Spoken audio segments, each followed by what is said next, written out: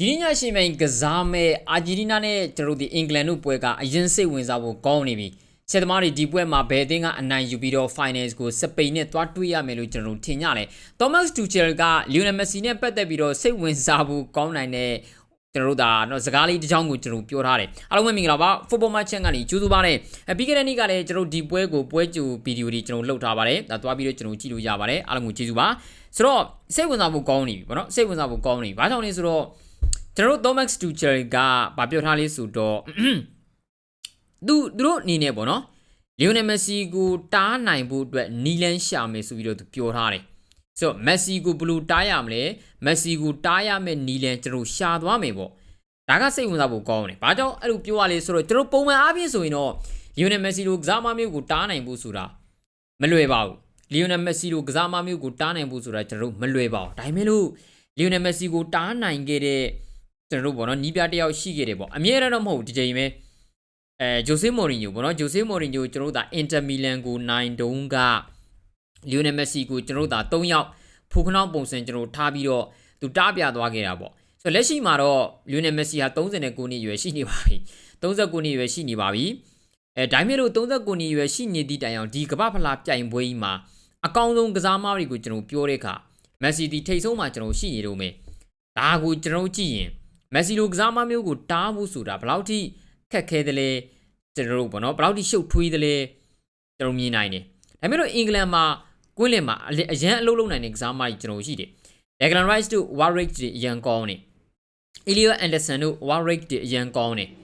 ပြီးရင်ကျွန်တော်တို့နေနဲ့ပေါ့နော်နံပါတ်10တို့က Bellingham ဆိုလို့ရှိရင်တိုက်စစ်တည်တဲ့မဟုတ်ဗျာ Warwick တွေအရန်ကောင်းတယ်ဒီလိုကွင်းလင်မှာလှုပ်အားလုံးအရန်ကောင်းနေဆိုတဲ့ကစားမတွေကိုပိုင်ဆိုင်ထားတဲ့ကျွန်တော်အင်္ဂလန်မှာလီယိုနယ်မက်ဆီကိုတားမယ်ဆိုရင်တားနိုင်စရာလမ်းကြောင်းကရှာလို့ရတယ်ဆိုတော့ Thomas Tuchel ဘယ်လိုတားလာမလဲစိတ်ဝင်စားဖို့ကောင်းတယ်ဆိုတော့နောက်တစ်ခုရှိတာကလီယိုနယ်မက်ဆီပေါ့နော်မက်ဆီနဲ့ပတ်သက်လို့ရှိရင်ဟိုကျွန်တော်ပြောသလိုပဲတားနိုင်ဖို့ကမလွယ်ပါဘူးသူရဲ့ဒီ39နှစ်အရွယ်မှာတော့မှတားနိုင်ဖို့ကကျွန်တော်မလွယ်ဘူးပေါ့နော်သူတို့လည်းပဲမက်ဆီကိုတားလို့ရသွားရင်ကျန်တဲ့ကစားမတွေကိုမင်းလွတ်ထားလို့မှကျွန်တော်မရတာဗျာအာဂျင်တီးနားမှာဆိုတော့မက်ဆီနဲ့ပတ်သက်ရင်ကျွန်တော်တို့နည်းနည်းလေးစိတ်ပူစရာကောင်းတာကဘာရှိလဲဆိုတော့လီယိုနယ်မက်ဆီရဲ့လက်ရှိအသက်အရွယ်နဲ့ပွဲကစားချိန်ပဲမက်ဆီဟာကျွန်တော်ပြီးခဲ့တဲ့အာဂျင်တီးနားပွဲစဉ်တွေကိုကျွန်တော်ကြည့်တဲ့အခါပေါ့နော်ဒီအသက်အရွယ်ကြီးနဲ့အတူမိနစ်တိုင်းသူဝင်ကစားနေရတော့မယ်မိနစ်120ထိသွားတဲ့ပွဲတွေဆိုလဲ120ထိသူဝင်ကစားနေရတော့မယ်90ထိကစားတဲ့ပွဲစဉ်တွေဆိုလဲမိနစ်90အပြည့်သူကစားနေရတော့မယ်လီယိုနယ်မက်ဆီဟာဒီယာဒီဥရုကိုကျွန်တော်ပေါ့နော်ဒါသူ့အတွက်ဟို USA မှာကစားနေတာကြာပြီဆိုတဲ့အခါကျတော့အထူးစားမဟုတ်ပေမဲ့လေလို့ပေါ့နော်တောင်အမေရိကသားတွေဖြစ်တဲ့အတွက်ဗျာသို့တော်လည်းပဲသူကစားတဲ့အသက်အရွယ်နဲ့ပွဲချိန်ပြီးလို့ရှိရင် intensity ကကမ္ဘာဖလားဖြစ်တဲ့အတွက်သူဟာအာဂျင်တီးနားမှာလိုက်မလူရတဲ့ off the ball မှာအလုံးမလုံးရတဲ့တယောက်သေးသောကစားမဖြစ်သည့်တိုင်အောင်လီယိုနယ်မက်ဆီအတွက်ကနောက်ပိုင်းလေးတွေမှာ Warwick လေးတွေနည်းနည်းကျ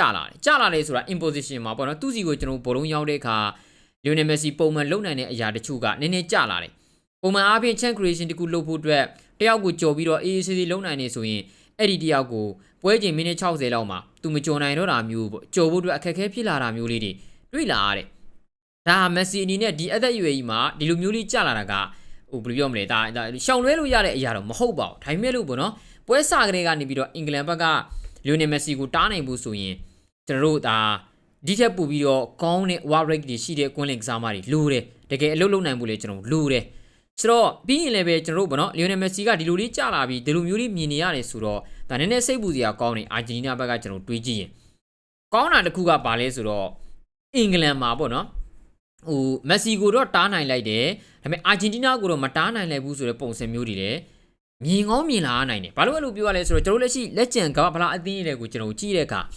အာဂျင်တီးနားဒီကျွန်တော်တို့ပြီးခဲ့တဲ့ဟိုမနေ့က live မှာဟိုပြင်သစ်ပွဲပြီးမှလည်းကျွန်တော်ပြောသလိုပဲအာဂျင်တီးနားဒီideas ကောင်းတွေကိုပိုင်ဆိုင်ထားတဲ့တည်တော်အသင်းကျွန်တော်ဖြစ်တယ်စပိန်ဒီအကောင်းဆုံးအသင်းမှာစပိန်ဒီအသင်းလိုက်ရလက်ရှိလက်ကျန်ကမ္ဘာဖလားအသင်းတွေထဲမှာ3သင်းထဲမှာအကောင်းဆုံးအသင်းမှာအသင်းလိုက်ရဒါပေမဲ့အာဂျင်တီးနားမှာက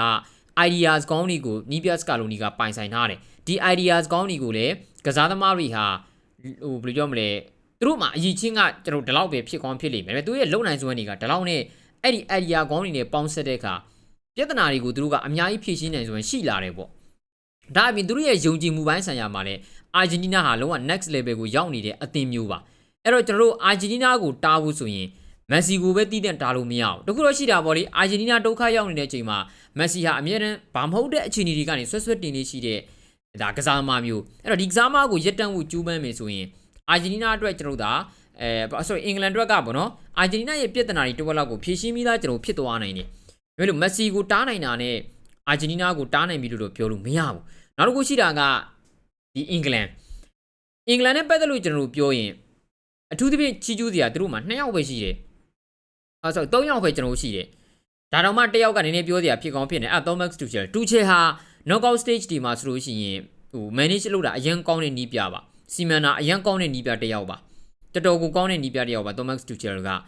ဒါပေမဲ့လည်းလို့ပေါ့နော်ဟိုပြောစရာဝေဖန်စရာကောင်းတဲ့လူစားလဲမှုတွေပွဲထုတ်မှုတွေကျွန်တော်ရှိတယ်အခုဆိုလည်းပဲဟိုပြောစရာမလိုတဲ့ကစားမ2ယောက်က Harry Kane နဲ့ကျွန်တော်တို့ Bellingham ဒီလက်ရှိအင်္ဂလန်အတွက် star player ပဲအင်္ဂလန်အတွက်အရေးကြီးဆုံးကစားမအင်္ဂလန်ရဲ့ရက်လက်တွေကိုပြောင်းလဲပေးနိုင်တဲ့ကစားမအင်္ဂလန်ရဲ့ in position out of position plan တွေကိုအကောင်းဆုံးပြောင်းလဲပေးနိုင်တဲ့ကစားမဆိုတော့ Bellingham ခြေသွမ်းပြနေတပြီကျွန်တော်တို့ပေါ့နော်အင်္ဂလန်ဒီအန်ဒီရရှိတယ်နောက်တစ်ယောက်ကလည်းခုနကပြောတဲ့ Harry Kane ဒီကျွန်တော်တို့တောက်လျှောက်ဆိုသလိုဂိုးတွေပေးနေရပါတယ်ဆိုတဲ့အာဂျင်တီးနားခံစစ်မှာကျွန်တော်ကိန်းလိုကစားမမျိုးကဂိုးသွင်းခွင့်ရရင်ဟိုဘယ်လိုပြောမလဲဒီမသွင်းနိုင်ဘူးဆိုတဲ့အခိုက်အတန့်ကတော်တော်ကြီးကိုရှားသွားလိမ့်မယ်အဲ့ Harry Kane နဲ့ Bellingham ကောင်းနေတာကအာဂျင်တီးနားအတွက်တော်တော်ကြီးတဲ့ပြဿနာအဲ့ဒီ2ယောက်ကိုကျွန်တော်တားနိုင်မှုကလည်းအာဂျင်တီးနားအနေနဲ့ကျွန်တော်တို့ဟိုဘယ်လိုပြော off the ball ဟိုအလုပ်လုပ်တဲ့ပုံတွေမှာဒီထက်ပိုပြီးတော့ကျွန်တော်ကောင်းမှရမှာ aggressive ဖြစ်ကောင်းဖြစ်နိုင်တယ်ကွင်းထဲမှာကျွန်တော်တို့အနေနဲ့ပေါ့နော်နှစ်ဖက်ပြဿနာတွေကျွန်တော်တွေးကောင်းတွေးနိုင်တယ်ရန်ညိုးရန်စားတွေကလည်းများတယ်ဗျာဒီနေ့တင်းကြားကအဲ့တော့ကျွန်တော်တို့အနေနဲ့ပေါ့နော်တကယ်ကစားကြတဲ့အခါ aggressive တွေဖြစ်ပြီးတော့နှစ်တင်းကြားမှာရန်ပွဲတွေပြဿနာတွေတွေးကောင်းတွေးရနိုင်တဲ့ပွဲမျိုးဆိုတော့အဲ့ဒီအခြေအနေမျိုးမှာဗျာအာဂျင်တီးနားရဲ့ခံစစ်ကချောပေါ်မှာကစားလို့မရတာ Harry Kane တို့ Bellingham တို့လိုတိုက်စစ်တွေကိုကျွန်တော်တို့အာဂျင်တီးနားခံစစ်က aggressive ဖြစ်ကစားမှရမှာအဲဒါကြောင့်ပေါ့နော်အဲ့ဒီ Kane နဲ့ Bellingham အခြေအနေကောင်းနေတူရဲ့အာဂျင်တီးနားအတွက်ကအနေရရှိတယ်ပေါ့ခုနကပြောလို့ပဲ Thomas Tuchel Lionel Messi ကိုတားလာမယ်ဟုတ်ပြီတားလို့ရတဲ့လက်နက်တွေသူ့မှာရှိတယ်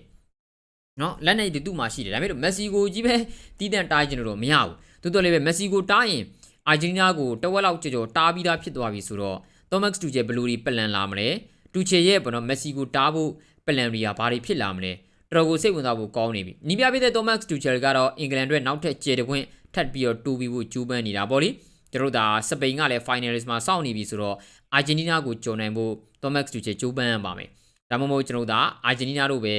ဟိုနိုင်ပြီးတော့ပေါ့နော်ကျွန်တော်ဒုတိယမြောက်ကျေကိုထပ်ပြီးတော့ယူသွားထပ်ပြီးတော့နောက်ထပ်ကျေတလုံးကို Messi ထပ်ယူသွားနိုင်အောင်မလားကဘာလားနောက်တစ်လုံးကိုထပ်ယူသွားနိုင်အောင်မလားကျွန်တော်ကြည့်ရမယ်ဆိုတော့ idea ကောင်းတွေကိုပိုင်ဆိုင်ထားတဲ့ကျွန်တော်တို့အနေနဲ့ဒီအာဂျင်တီးနားကို Thomas Tuchel ဘယ်လိုရက်တန့်မလဲ Lionel Messi ကိုရက်တန့်မယ်လို့သူပြောလာတယ်ရက်တန့်ဖို့နီးလန်းရှာမယ်လို့သူပြောလာတယ်Lionel Messi ကိုသူဘယ်လိုရက်တန့်မလဲညီကတို့ဘယ်လိုမြင်ကြလဲဆွေးနွေးကြပါဦးနော် Thomas Tuchel နဲ့အင်္ဂလန်အာဂျင်တီးနားနဲ့ Messi ကိုတားနိုင်ပါမလားအားလုံးကိုကြည့်ကြည့်များဒီမှာလေ